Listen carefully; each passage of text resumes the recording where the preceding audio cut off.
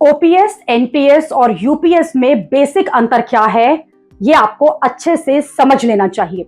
OPS में pension की guarantee होती थी, कर्मचारी की सैलरी से पेंशन के लिए कुछ नहीं कटता था। लेकिन एनपीएस में पेंशन की गारंटी नहीं होती, कर्मचारी और सरकार के अंशदान की एक मुश्त रकम रिटायरमेंट पर मिलती है। जबकि यूपीएस के नए सिस्टम में पेंशन की गारंटी फिर से दी गई है, लेकिन कर्मचारी सरकार का अंशदान भी रहेगा।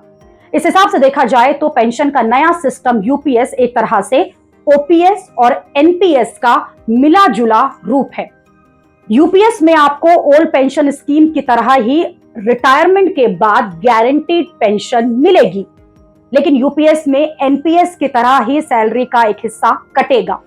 इसमें सरकार अपना योगदान भी करेगी और रिटायरमेंट के बाद गारंटीड पेंशन मिलेगी।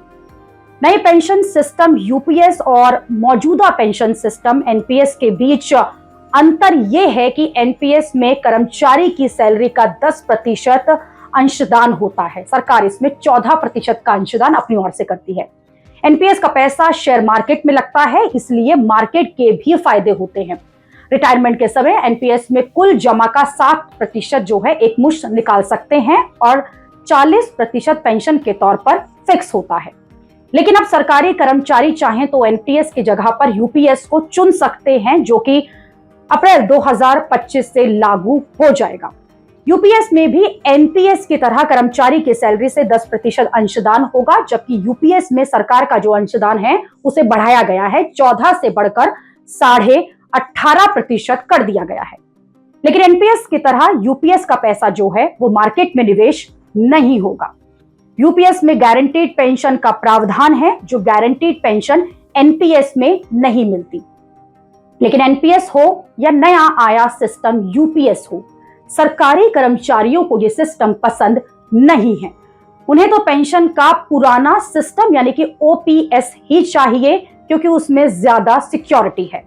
ओपीएस में कर्मचारी की आखिरी सैलरी का 50% गारंटीड पेंशन के तौर पर मिलता था।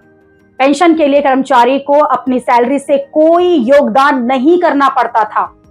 20 साल की सर्विस पूरी हो जाने के बाद सरकारी कर्मचारी 50% पेंशन के हकदार होते थे। इसके अलावा हर 6 महीने में महंगाई के हिसाब से पेंशन बढ़ जाती थी।